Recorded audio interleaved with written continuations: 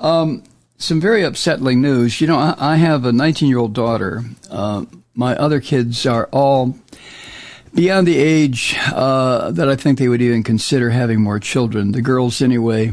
And as far as the boys are concerned, they've done that, been there, done that, got the T-shirts. So I think I only have one left where childbearing may be something that Molly would like to do at some point.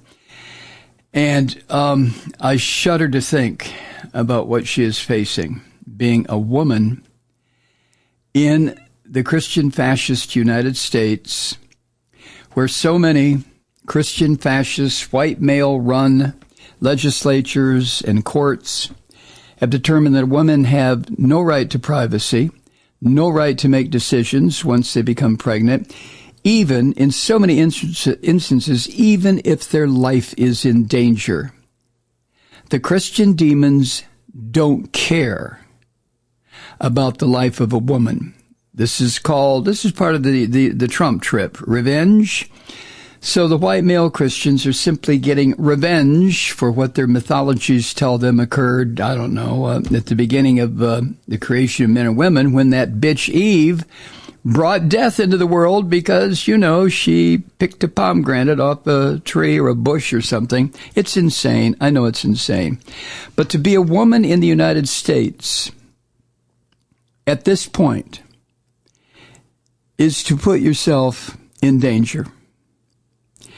And to drive that point home, Friday, while we were doing other things, U.S. Supreme Court allowed an abortion ban in Idaho to go into effect for now, and the U.S. Supreme Court agreed to hear an appeal in the case in April. This is January, for Christ's sake. Now, the Supreme Court's order, this is the first time that it has taken a look at a state's criminal law banning abortion since these Christian fascists overturned Roe v. Wade 2 years ago. Idaho has been a leader, if you want to call it that, of state efforts to make abortion a crime, purely and simply a crime. They have something on the books in Idaho called the Defense of Life Act. I hate the way these son of a bitches destroy language, but that's a different topic, right?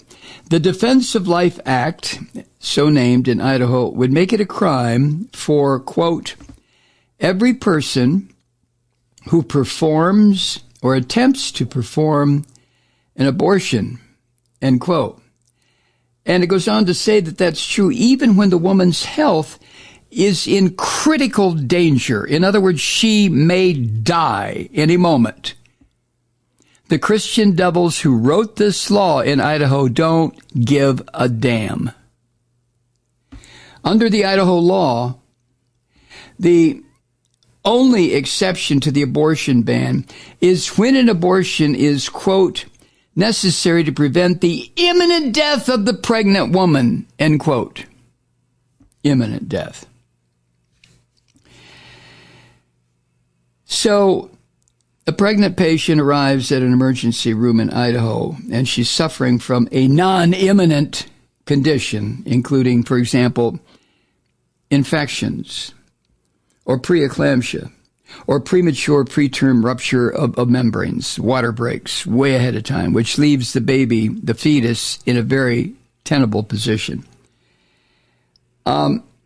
Pregnancy termination at that point is what is required to avoid grave harm, death befalling the woman, either from a stroke or sepsis or kidney failure.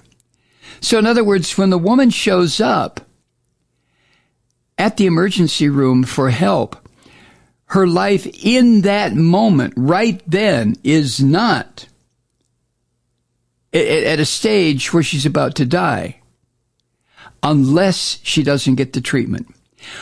If the treatment is denied her, she can go home and die, or she can sit in the emergency room and wait until she's on the verge of death, and then the medical staff may decide to help her. If this isn't insanity, then the term is indefinable. Now, back in August of 2022, the Biden administration sued successfully to block that law. The Biden administration argued that the Idaho statute illegally conflicts with the federal act called the Emergency Medical Treatment and Labor Act. And that law requires hospitals to provide, quote, necessary stabilizing treatment, end quote, when the health of the mother is in danger. And the court found, when this was challenged, that Idaho's exception for only fatal cases is narrower than the federal law, which protects, quote, patients not only from imminent death, but also from emergencies that seriously threaten their health or death. I mean, listen, these are laws now regarding a woman's privacy, a woman's pregnancy, the functioning of a woman's reproductive organs. Can you believe this? Oh, well. The lower court in Idaho, when this was challenged, the lower court agreed that, quote, it is impossible to comply with both the federal and state statutes. And the lower court blocked Idaho's law the day before it was to go into effect. And then that was appealed by the Christian Devils in Idaho, and the temporary suspension of that law was overturned by a 3-judge panel of Christian Devils on the Ninth Circuit Court of Appeals, all 3 Trump appointees.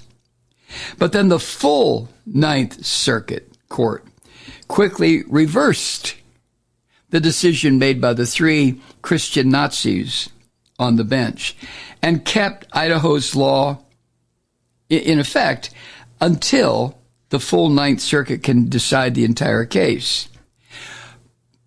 But then on Friday, the U.S. Supreme Court, prompted by these Christian scum, intervened and decided to allow Idaho's criminal abortion ban to go ahead and take effect.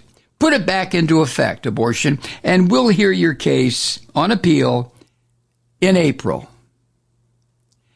So now, January, and then February, and then March, and then sometime in April, the Supreme Court, will hear the case, and then May, and then June, and then July, and August, and September, and then finally, when the court reconvenes the first Monday in October, the court may reveal its decision, or it may reveal its decision in June, right before it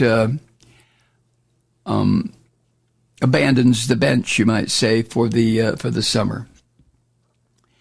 Now, this order that went into effect on Friday is going to have widespread effects, seriously, because it's going to make the other states in this battered union, the states that are run one way or the other by the Christian Devils, who have less restrictive bans. This will give them permission, what the Supreme Court ruled on Friday. We're going to uphold the Idaho law for the time being. That will give these Christian Devil-run states an opportunity to pass even tighter laws in their states.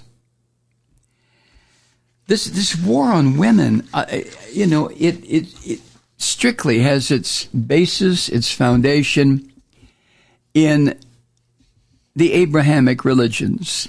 And where it concerns the rule of law in this country, strictly the Christians. Jews aren't passing these laws. Muslims aren't passing these laws in the United States. They may be passing them someplace else, but not here. This country is run by these poor, put-upon Christians who every time they turn around, somebody is trying to fuck up their ability to practice their crazed religion. That's according to them. So they must do these things. Women to the Christian fascists are dirt, filth, scum. They're unclean. They brought death to the human species. And according to Genesis, God was so pissed off that he cursed women. Well, then what's a good Christian to do except to obey the curse that this demonic God put on women? Unbelievable shit, man. Oh, my God. Oh, good God. Hi, Truth Seekers. Mike Malloy here. You know, the Progressive Voices Network brings you commercial-free commentary from today's leading progressive radio hosts and pundits, like me, Mike Malloy, 24 hours a day. I'm not your typical old guy from the 80s or the 90s talk radio host, and Progressive Voices is not your typical talk radio network. It's a listener-supported nonprofit with no corporate control whatsoever over our broadcast. So hosts like me, Mike Malloy, are free to rant and scream and carry on about whatever we like. We're often controversial, but we're never boring. Weeknights, 9 p.m. in the East, 6 p.m. in the West on the Progressive Voices Network. Always progressive, always on. I'm Mike Malloy. Keep it lit.